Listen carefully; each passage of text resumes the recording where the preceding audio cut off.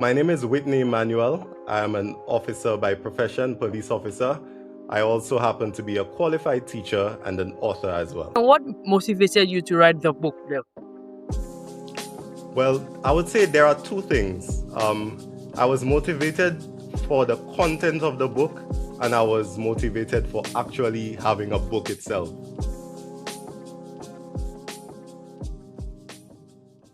This episode was recorded on riverside.fm. Log on today to start your own podcasting journey.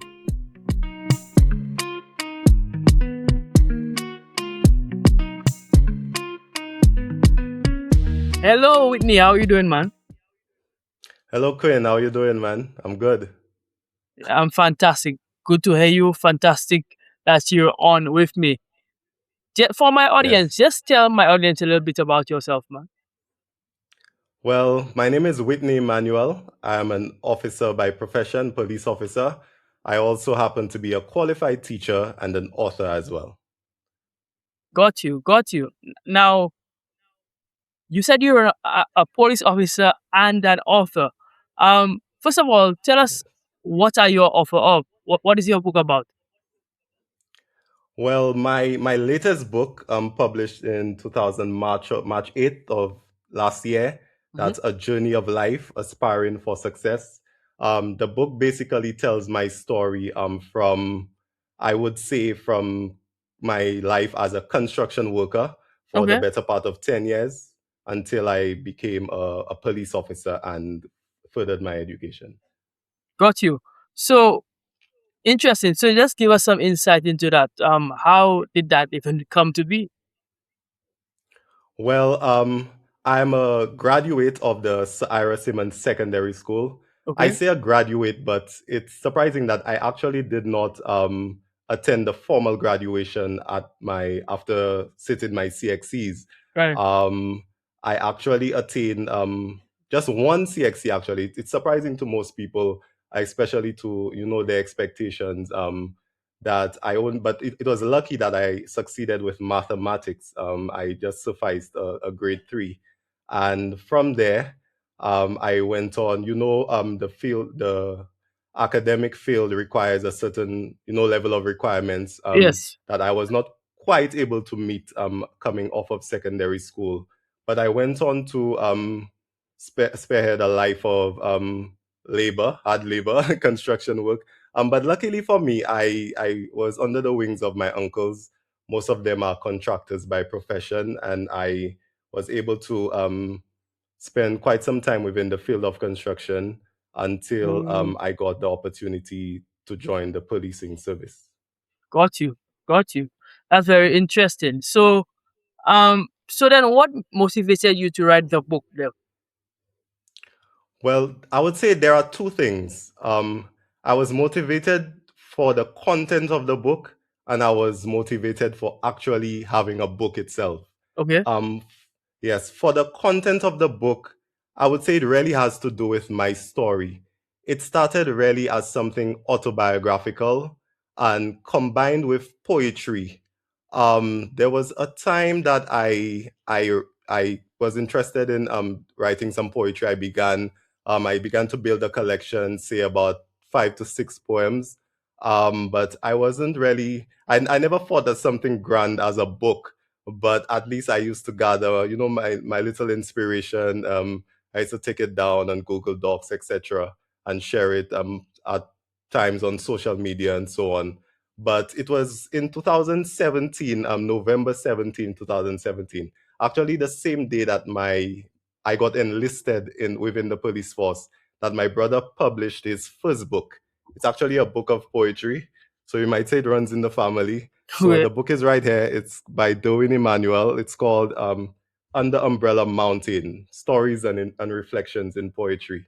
And he actually sent a copy to each of us, the family. And that is really what set me off to thinking that I could actually have a book that to capture my writing in that form. So that was really one of my largest inspirations in having a book, to say the least. got you. All right. So I see that your brother inspired your process, and he really inspired you too. embark on this journey. Now, Yes. from a little research I did, correct me if I'm wrong. Are you from Ancillary? Yes, I am. I Okay, grew up in the village of Ancillary and then later moved on to the hillside. got you. They call So, Old Tabor Hill. all right. So then, what influence from your upbringing in Ancillary really inspired you in this book, or just been in your life's journey in general, but in this book in particular? Yeah. Well, I would say for a journey of life, as the title itself suggests, it has to do really. I would say it's more embedded in my school life, my educational life, especially coming off of secondary school. What I found is that there are a lot of parallels I see between my experience and the experience of other young people that I observe in the community. Coming off of special secondary school, what they would call high school in other demographics. It's a case where those who do not come out, fully successful or meeting the requirements at that particular time are not able to go ahead and further their studies, move on to higher institutions like Sarfa Lewis Community College and so on. Mm-hmm. Um, and that really sort of could be a setback. But what I observe is that there's also a need for to not to see that as like the end of the road. I feel like a lot of the youth sort of judge their capabilities based on the outcomes from secondary school, especially to do with their CXEs, where if they failed prior, they believe that okay, well I'm done with school, that's it, I didn't make it. But Mm-hmm. my story was one of perseverance, one of receipting exams that were failed, and one of patience in enduring until that I was able to get the requirements that I needed so that I could move ahead in life. Very interesting. So I'm guessing that all of that came together into a good narrative in the book. Yes, indeed. Got you. So can you explain? And I've heard this concept before, but what is the concept of reasonable process? The reasonable process, and why is it central to the work that you do? Yes, well, the concept of the reasonable process, I think it forms the second of the two major themes that I explore in the book.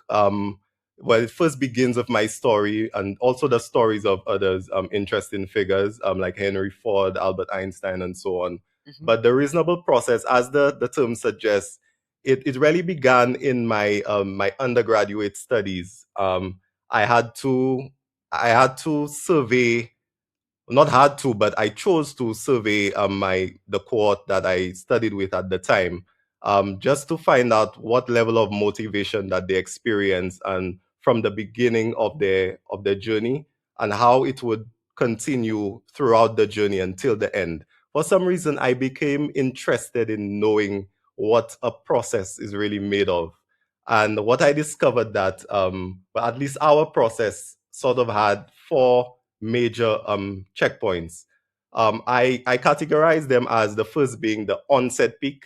What I discovered from the survey is that that is where students, including me, are most excited. We're most naive. That's when we think, we're just excited to be part of the program and we don't even consider how long it's going to be or the grueling work that it's going to take. But we're Right. just excited, to start a process. But as we all know, in the middle is where the tough gets going. I Hmm. call it the middle valley. That's where it really takes, grit. It really takes guts to really push through to see yourself through to the end. And but lo and behold, if you do hold on, although it's up an area where you find the most dropout rates, etc., for different reasons, financially, etc., work wise, because people have families, they have responsibilities while they're going to school, so sometimes that can be a form of a hassle. Hmm. So you get to that point where you almost get to the finishing line, but it's not quite there. I call it the culmination threshold. So you Okay. basically on the threshold, meaning that you're just on the heels of the end, but you're not quite there.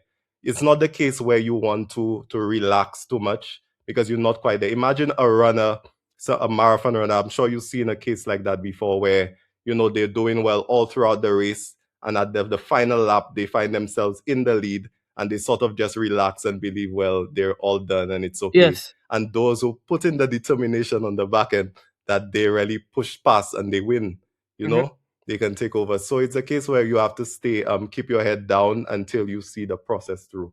But so until you actually arrive at what I call the arrival peak, which is basically that final dash, and you've made it, you've taken yourself through the process.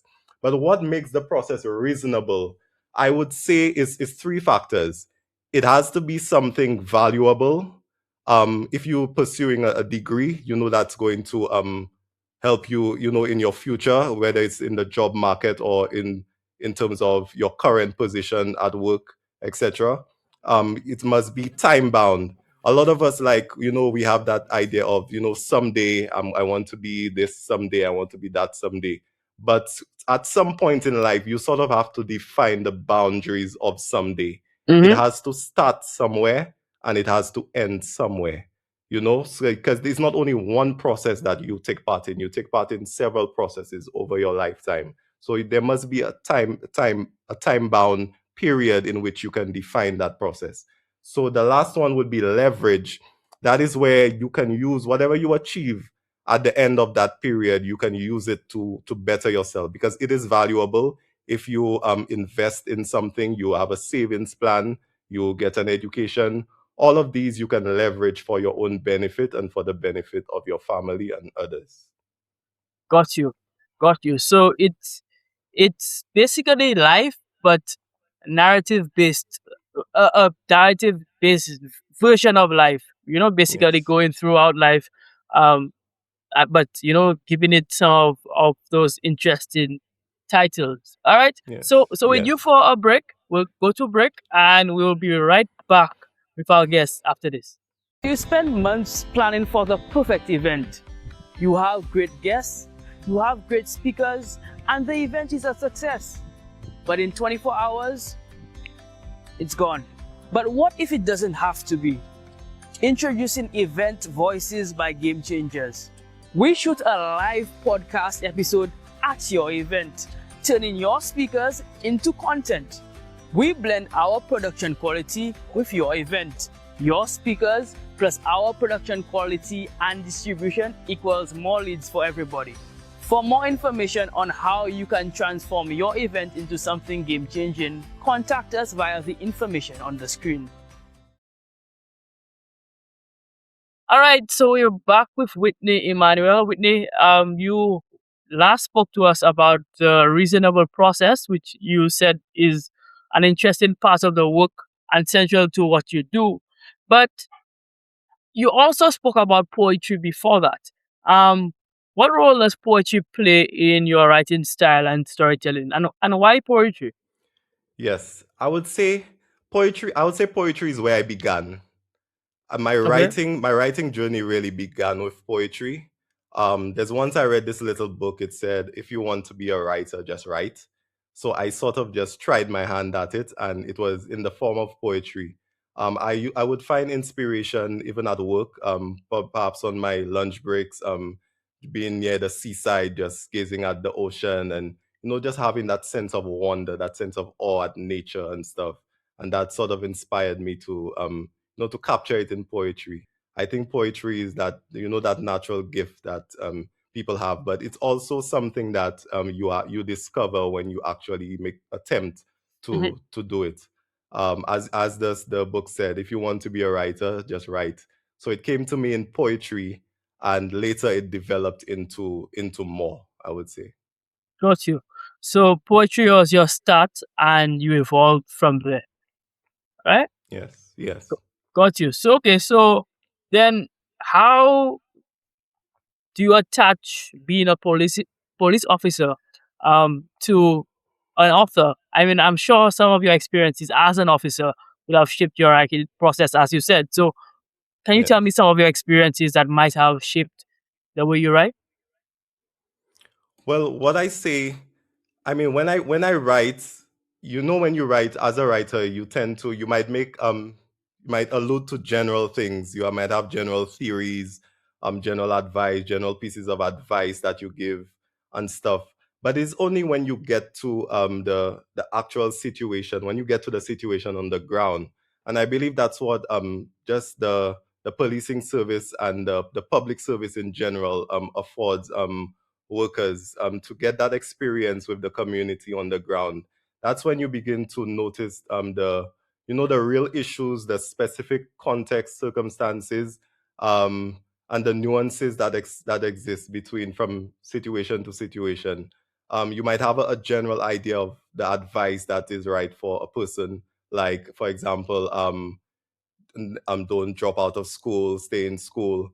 But as I mentioned in the book, there are certain circumstances that can very well cause a young person to drop out of school. For example, if let's say you graduate from secondary school and you do pass your CXCs and stuff. If your family sort of contains dependents, probably your parents are newly dependent on you, or your siblings, you have siblings younger than you are, you have a choice to make. Do you go on for further education? Because all of these things fall in the context of finance.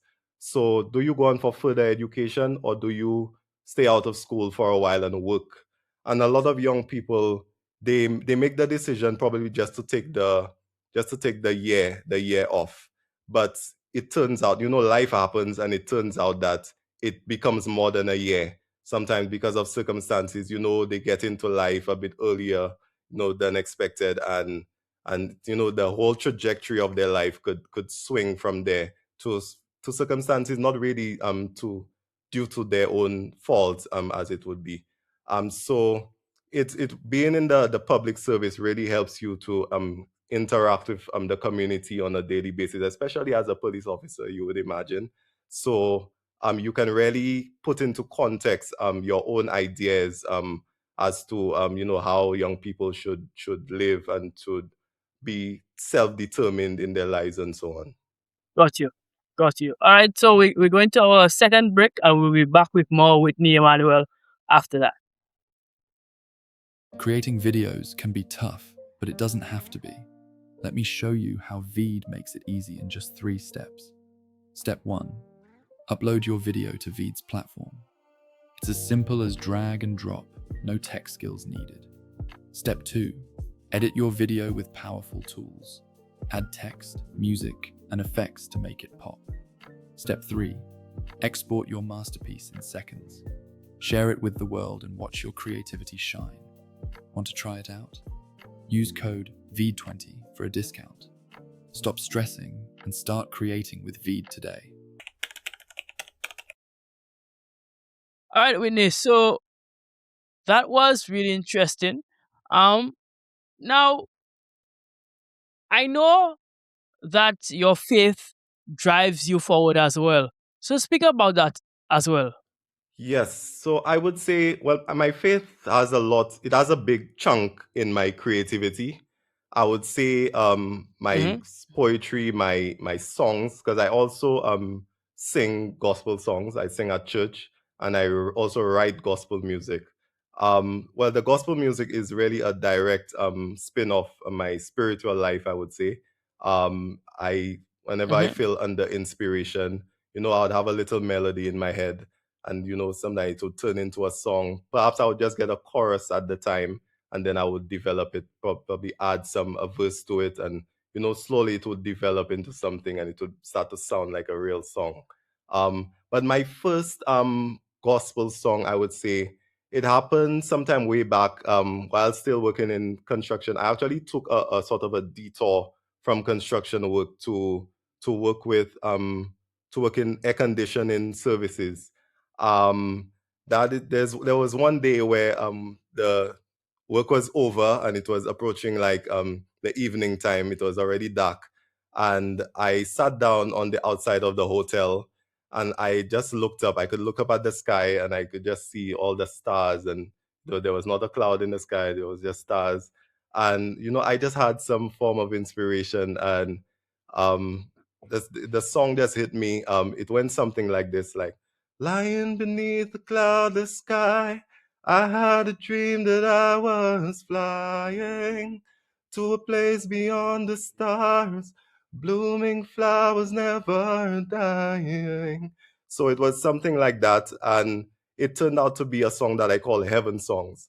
So so that I intended that for to be the title of my album because I planned to release the album, but I ended up recording one song called Heavenward, and it came out well. I did it with my cousin Naomi, and yes, so I'm yet to publish that song, yet to make it go live, but that was the beginnings of a gospel album and my gospel writing career basically. Got you, got you. So when can we expect that to go live, Well, Whitney? hopefully soon. Hopefully soon. You know, there are so many things sometimes get us sidetracked. But I remember the story when you interviewed Cassell Paul, where he explained Yes. that you know he was a very avid artist drawing and so on, and there was one point where he took like a great gap, a great break from doing that, and it was only when a friend handed him some utensils that as a gift that he ended up Yeah. really catching back on to the to the art. And it goes to show, there's one thing that people say that consistency is never stopping, but I believe that consistency is starting after you've stopped. I believe we always do things with starts and stops. If you're, for example, if you're writing a book, you may decide to write a chapter or a single point, but Mm-hmm. you have to stop. You're not gonna continue through the night and through the morning. You stop. What being consistent means the next morning or the next day after, the next week, you can get up and still decide, okay, let me start to do that again. So it's you stop and you keep on starting again. So it's just stops and starts. That's what makes consistency. So hopefully that I could get back on track with that. Got you. Absolutely, bro. And we hope that you do, and I look forward to seeing more from you Yes. in that regard. All right. So where can people get your book? Let's put it this way. Well, right now all my books, I have 5 books published so far. I have some of them here with me. Well, that's a Mm-hmm. journey of life. It's right here. I have two books of poetry, Echoes of Victory and Creator's Marvels, and there are Mm-hmm. two collection of quotes, inspirational quotes. And you can find all of this on Amazon. Right now with the SEO, you'll not find the books if you just put in the title. I'm not that All right. popular yet. So if you put in my name, my full name, Whitney Emmanuel, then you will see my books listed under my name. You can also on my Instagram page, that's at Emmanuel Whitney. You can find my link tree in my description, and you also get all my. It's a better way, a faster way to get all of my books. Got you. And then when you started these books, what were some of the challenges that you faced in the early stages? Well, I would say the first thing was like how to actually get a book printed. For me, having the first collection of poetry and the little introduction with like autobiographical introduction, I sort of decided to compile that into my first book. And but at the time, I was Mm-hmm. not aware of Amazon KDP. At the time, I don't even think it was actually KDP. It was, I think, something like Create Space at the time. I think that's what my brother had used. Right. So I searched for some platform that I could actually get a book constructed. What I found it was an app called Blurb, where it allows you. It's almost like a Mm-hmm. Canva for bookmaking. So yes, Ah, so it really? allows you to sort of paste in your words, put in your pictures if you have any illustrations, and it actually to virtually you Mm-hmm. can actually flip the pages and stuff, and you really hands on in constructing your book. So it was a nice experience in interacting with that platform, and I was actually able to order an offers copy. It's I was not able to post my book for sale there, but I was able to order an offers copy, and I have it right there with me. It's the first ever book I wrote. It's Creators Marvels. Okay, it's by Whitney Emmanuel. So that's the first ever book I wrote, and from there, Amazon KDP came to light, and then I was able basically just to follow the steps on there, and it sort of guides you. The last thing you have to do, well, what my brother introduced me to a platform called Fiverr. It's sort of Mm-mm. like a freelancing platform where they do Yes. everything concerning information work. If you want a CV, a job letter, it could be from trivial things to things that are very impactful. You can get whatever you want once it has to do with information work, and it could be handled in terms of soft copy.